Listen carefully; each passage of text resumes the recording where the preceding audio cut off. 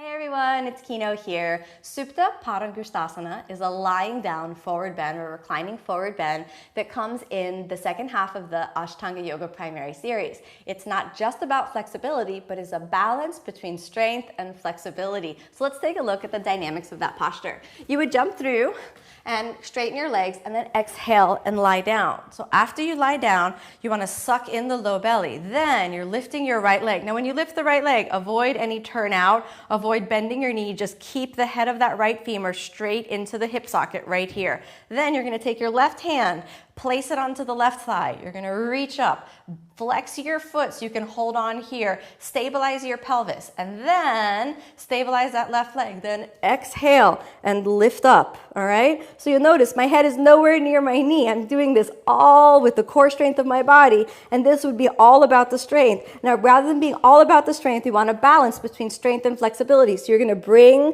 your knee towards your head. 1, 2, 3, 4, and 5. Inhale, take the head down and stabilize your pelvis and make sure you don't lean with your hips, but exhale, take the leg out to the side, externally rotating your hip joint as you look over to the left. And you'll notice that with this hand, I'm pressing on my hip as hard as I can to make sure that the hip stays planted into the ground. We're externally rotating the right hip joint, so that's rolling into the thigh. After 5 breaths, inhale, roll back to the center, exhale, take it up and reach the head to the knee. Inhale, take the head down, and exhale, take your legs down, putting both hands onto your thighs. Now, lucky for you when you do this, you won't have a mic in the back of your body, so you'll be able to rest in the ground. But actually, this is a really good movement to keep the body really lifted. Let's try the left side. Taking the leg up, and inhale, hold onto your foot, point your toe if you can.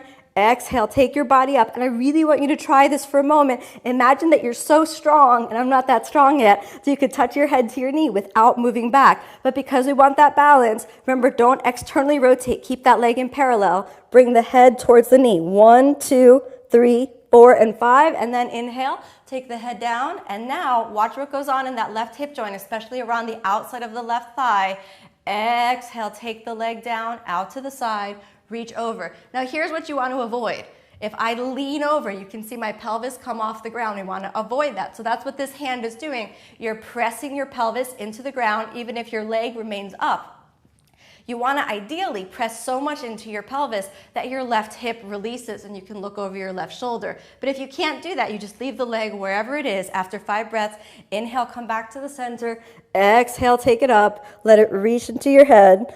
Inhale, take it down, and exhale, taking the legs down, both hands on your thighs. The traditional exit from this is Chakrasana, so you would roll all the way backwards, but we don't need to demonstrate that now. If you're unfamiliar with Chakrasana, you can check out one of my other videos on that. Thanks for watching.